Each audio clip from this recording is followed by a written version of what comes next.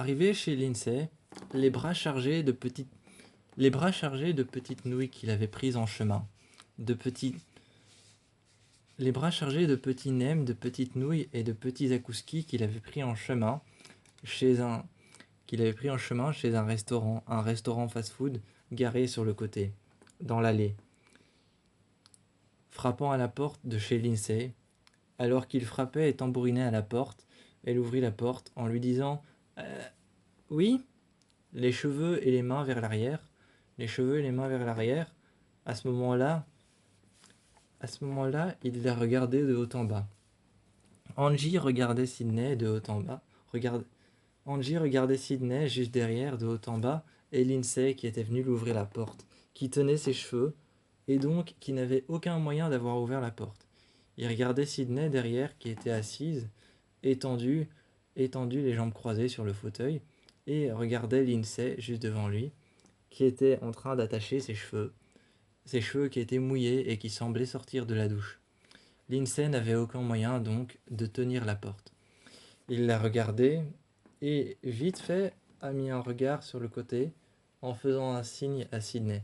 Sydney l'a regardé et lui a fait un signe en disant tu peux rentrer, tu sais.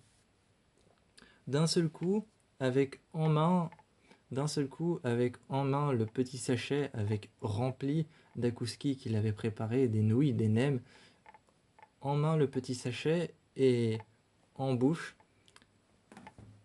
les cafés qu'il tenait à la bouche, il est passé et il est arrivé. Il est passé en bouche, il avait les cafés tenus sur un support en carton et en main, il avait tout ce qu'il avait commandé, des petits akouskis qu'il déposèrent ensuite sur un plateau. Et à ce moment-là, Sydney était arrivée, lui disant « Laisse-moi t'aider ». Redressant ses cheveux vers l'arrière, elle l'aidait et déposait les petits akouskis les uns après les autres. Retirant des bols de l'armoire, versant les nouilles dans les récipients et passant des baguettes de couleur, et les posant sur la table. Pendant ce temps-là, Lindsay, de l'autre côté, était en train d'essorer ses cheveux au-dessus de l'évier. Elle essorait ses cheveux au-dessus de l'évier, jetant un regard directement complice, la tête tordue penchée sur le côté, et la tête pendue au-dessus de l'évier, et tordue au-dessus de l'évier, elle essuyait ses cheveux. Elle les essuyait, passant un essuie tout petit, et il s'était assis, juste sur le bar. Juste sur le bar, il s'était assis, demandant à Lindsay ce qu'elle faisait. Et qu'il doit lui parler de quelque chose d'important, que c'était important. Ce petit bar tout lisse n'était même pas un bar comme on les imagine dans les restaurants, mais juste une petite fine bandelette de bois, sur lesquelles il y avait à peine l'espace pour mettre un bol ou croiser ses bras, les uns sur les autres, superposés. Mais ce n'était pas un bar sur lequel on pouvait s'asseoir en écartant les jambes ou en mettant une main vers l'avant et une main vers l'arrière. Il y avait à peine de quoi mettre l'espace d'un bol ou un tout petit verre. En réalité, ce n'était qu'une séparation. Il lui disait « Il faut absolument que je te parle », tapotant plusieurs fois sur la séparation en bois, là où elle mettait toujours les bols avec les nouilles. Là où Sydney les a mis, les uns à côté des autres, et il lui a dit « Il faut absolument que je te parle », saisissant un bol et mangeant en même temps. Angie la regardait. Alors que Lindsay avait terminé de sécher ses cheveux, elle était venue près de lui, enfilant un t-shirt très léger et rose, avec des fleurs rouges sur les côtés. Elle le regarda tout de suite, en lui disant « Quoi, qu'est-ce qui se passe? Raconte !» Et en face, Lindsay, qui était en train de le regarder, lui dire « Quoi? Vas-y, raconte !» Et Sydney à côté, qui le regardait aussi. Il se sentait oppressé, mais en même temps très en confiance. Lindsay et Sydney, à côté de lui, qui lui disaient « Raconte !»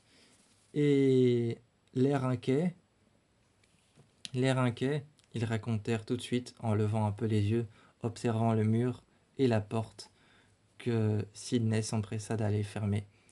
Et Lindsay lui avait dit: qu'est-ce qui se passe? À ce moment-là, il expliquait qu'il aimait bien un garçon qu'il voyait dans le lycée. Certes, il était méchant avec lui, qu'il le regardait un peu de manière méchante, de manière jalouse, qu'il s'en prenait à lui de temps en temps, mais il avait clairement expliqué que lui comprenait quelque part que cette jalousie, cette méchanceté, ne venait pas d'une méchanceté gratuite. Chaque fois qu'il entrait à l'école, qu'il saluait tout le monde, qu'il s'entendait bien avec le prof, il y avait un regard jaloux, ou il y avait une envie de lui faire quelque chose, de mal agir avec lui.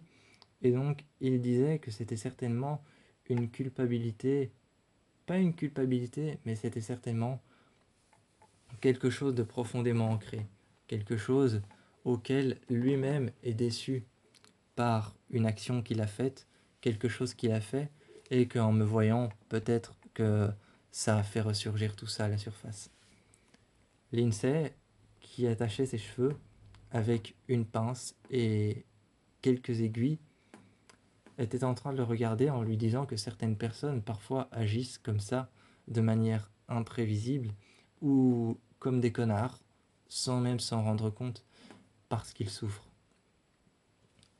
Et donc, lui disant avec des yeux vers le mur, et ensuite avec un regard vers le mur, les yeux qui fixèrent le mur un instant, pour réfléchir, et puis ensuite qu'il le regardèrent lui, Lindsay lui avait dit: si tu veux vraiment savoir ce qu'il a derrière la tête, ce garçon, et que quelque part tu l'aimes malgré le fait qu'il soit méchant avec toi, et que tu penses que ce n'est pas de la méchanceté gratuite, que c'est de la méchanceté qui vient d'ailleurs, qui vient de quelque chose de déclenché. Parle-lui, intéresse-toi à lui. La prochaine fois qu'il te parle mal, eh ben, réagis le premier, même s'il te parle mal. Angie était en train de le regarder et d'essayer de calculer ce qu'elle disait. La prochaine fois qu'il viendrait mal lui parler ou qu'il le menacerait, tout de suite Angie devait réagir en conséquence et essayer de lui parler de sa frustration, de pourquoi est-ce qu'il agit comme ça, et remercia tout de suite Lindsay et remercia tout de suite Sydney. Il demanda à Sydney ou à Lindsay d'ouvrir la porte et Lindsay lui avait envoyé un texto sur la route lorsqu'il était parti et qu'on lui avait ouvert la porte. Sur la route, quand on lui avait ouvert la porte, que Sydney lui avait ouvert la porte, il était en train de marcher. GSM en main qui avait vibré dans sa poche, récupéra son GSM, l'avait déverrouillé avec le code et vu un message de Lindsay qui lui avait envoyé: prochain jour où tu viendras chez moi, on fera un instant de calligraphie plutôt que manger des akouskis, des nems et de boire des nouilles. Il avait envoyé juste un message pour confirmer en disant: ok, la prochaine fois. Mais d'abord, je dois creuser. D'abord, je dois me creuser les méninges et essayer de trouver comment je dois parler à ce jeune qui me tourne autour et qui essaye de plus en plus de savoir ce que j'ai derrière la tête ou qui est perturbé à cause de moi. Je dois trouver un moyen de lui parler. Il regardait son GSM avec sérieux et en même temps en réfléchissant comment est-ce que la prochaine fois il allait s'entretenir avec Clive, alors même que celui-ci allait peut-être être violent avec lui.